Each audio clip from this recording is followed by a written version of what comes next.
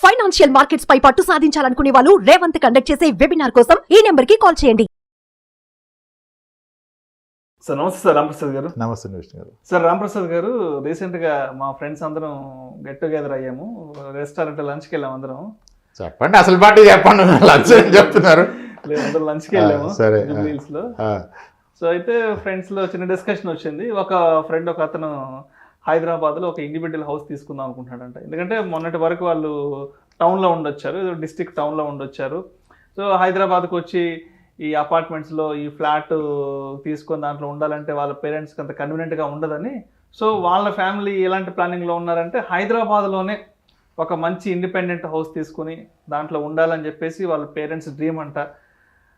So మరి అంటే కొంతమంది ఫ్రెండ్స్ ఏం చెప్పారంటే లేదు లేదు ఇండిపెండెంట్ హౌస్ మరీ చాలా ఎక్స్పెండిచర్ అయిపోతుంది, so better to buy A flat in apartment అని చెప్పారు కదా. సో మరి రాంప్రసాద్ గారు అయితే దానికి ఏం చెప్తారు?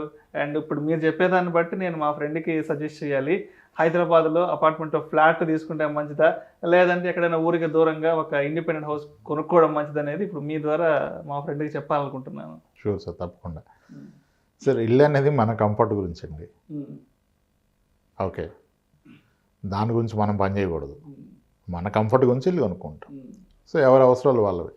ఇప్పుడు ఏజ్డ్ పేరెంట్స్ ఉంటారు, వాళ్ళకి కొంచెం కంఫర్ట్, వాకింగ్, స్మోకింగ్కి ఇబ్బంది అవుతుంది, మొక్కలు పెంచుకోవడానికి అని. Yes, good.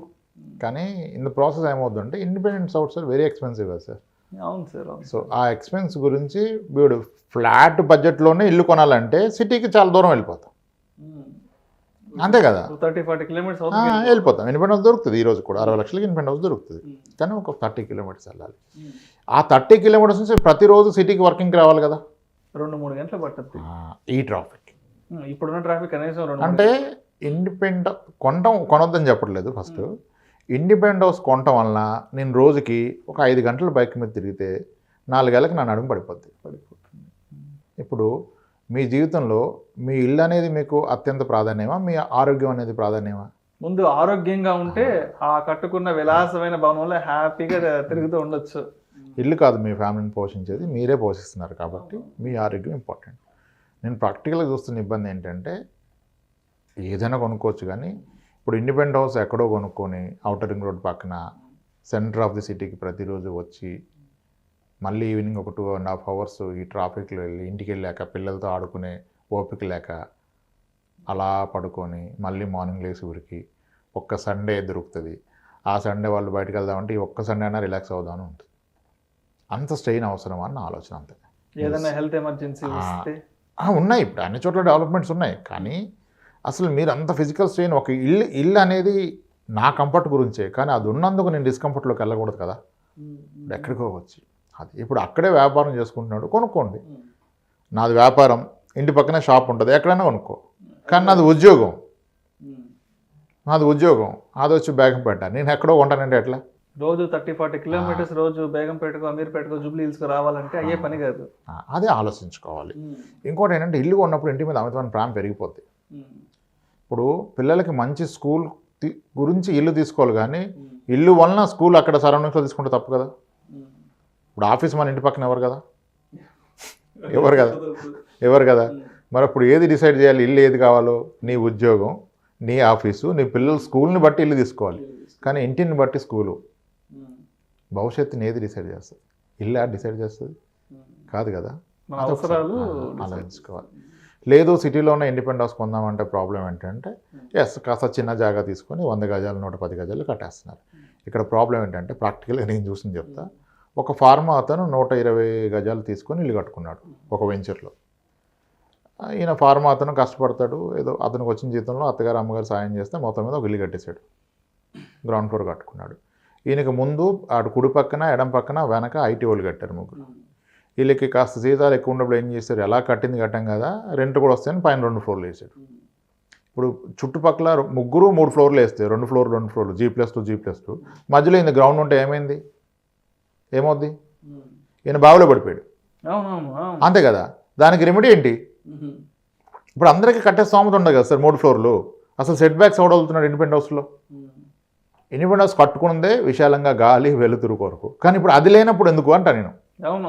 అది ఉండగలిగే స్తోమత ఉంటే కట్టుకోండి.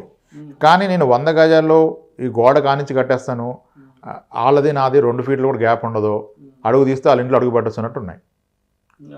అప్పుడు మనకి దేనికి ప్రైవసీ లేదు, కంఫర్ట్ లేదు, గాలి వెలుతురు లేదు, అప్పుడు అనవసరం కదా సార్. ఆ కండిషన్లో దానికంటే అపార్ట్మెంటే బెస్ట్ అని నా ఫీలింగ్.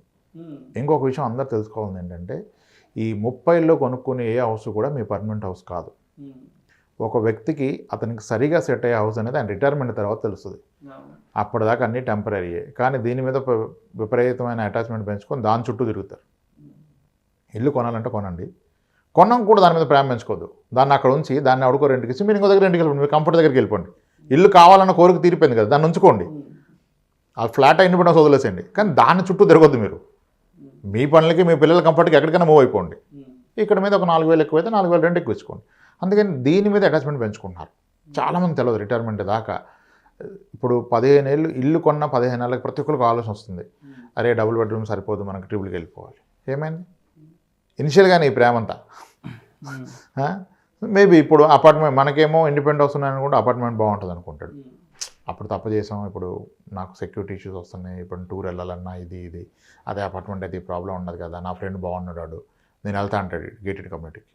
ఈయన కూడా గేటెడ్ కమ్యూనిటీకి వెళ్ళిపోయాక కాదు ఏదైనా వెళ్ళా అయితే బాగుంటుంది, గేటెడ్ కమ్యూనిటీలో ఎండీస్ బాగుంటాయి, పిల్లలు ఆడుకుంటారు అన్నీ. అంటే ఇవన్నీ ఎప్పుడు మారుతూనే ఉంటుంది కదా. So none of the house is permanent house. ఒక వ్యక్తికి ఏది పర్మనెంట్ హౌస్ రిటైర్మెంట్ తర్వాత తెలుస్తుంది. మాకు ఒక క్లయింట్ ఉన్నారు, ఆయనకున్న హెల్త్ ప్రాబ్లమ్స్ రీత్యా పెద్ద వయసు, ఇంట్లో ఐసీయూ కట్టుకున్నారు ఆయన.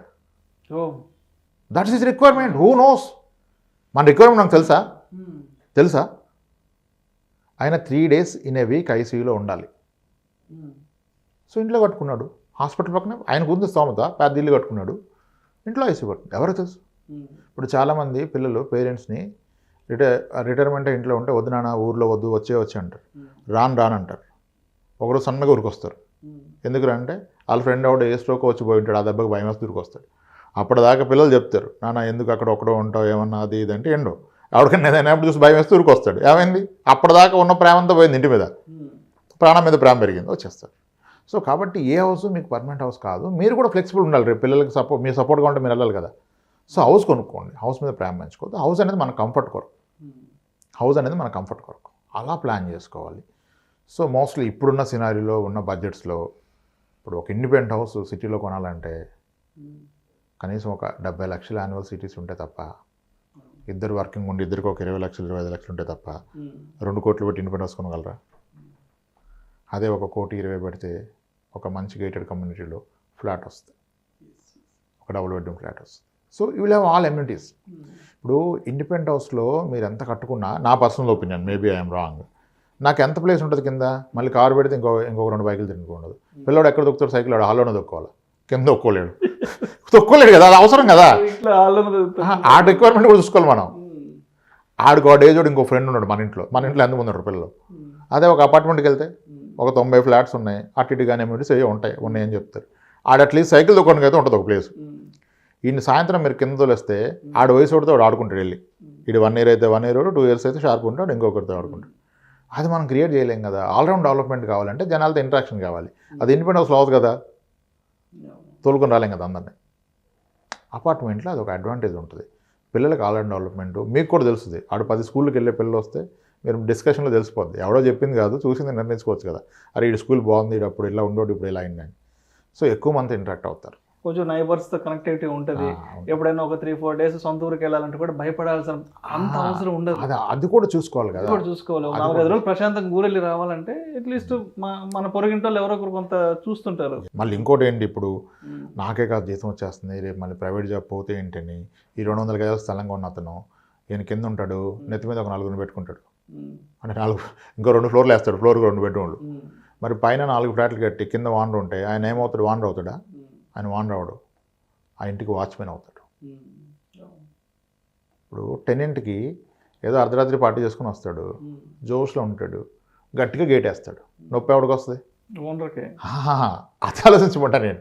అది మీ హెల్త్ మీద ఎఫెక్ట్ చూపిస్తుంది, చూసుకోండి. ఇప్పుడు ఏం కాదు అదే తీరిపోతాయని ఇటు 90,000 ఈఎంఐ పెట్టుకొని పైన 2 ఫ్లోర్లు వేస్తే ఈ 90,000 ఈఎంఐ తీరేది ఎప్పుడు కదా. చూసుకోవాలి, బడ్జెట్ చూసుకోవాలి, మన అదర్ అవసరాలు చూసుకోవాలి, కానీ మరీ ఎమోషనల్గా కొనొద్దండి. హౌస్ అందరూ కొనాలి సార్, దానికి నో డినే. బట్ ఇంకా మారకుండా మనుషులు అలాగే ఉండి నేను అక్కడే కొంటా అంటే, సిటీ బయట కొంటే ఆ దగ్గరలో నీకు అన్నీ ఉన్నాయి, నువ్వు దగ్గరలో వ్యాపారం పెట్టుకున్నావు అంటే పర్ఫెక్ట్ కొనేసుకో. కానీ నేను సిటీ బయట ఇల్లు కొంటా, మళ్ళీ నా ఇంట్లో నేనే ఉంటా, నేను సిటీకి వచ్చి పని చేస్తా అంటే దట్స్ బిగ్ రిస్క్. చాలామంది నడునొప్పులు వచ్చేసి బైక్ మీద తిరగలేక పడిపోయిన వాళ్ళంతా దూరంగా ఇల్లు కొనుక్కున్న వాళ్ళే. అది చాలా క్రిటికల్ థింగ్ కదా లైఫ్లో. ఇవన్నీ చూసుకొని నిర్ణయాలు తీసుకోవాలి.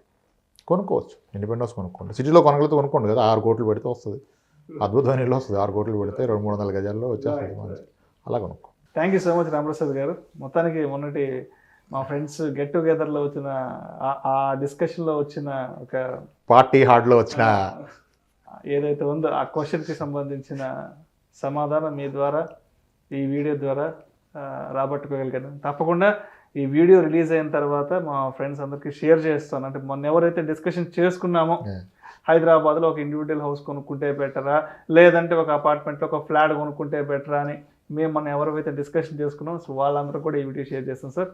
Thank you so much Ramprasad గారు. రైట్ అండి, విష్ణు గారు, థ్యాంక్స్.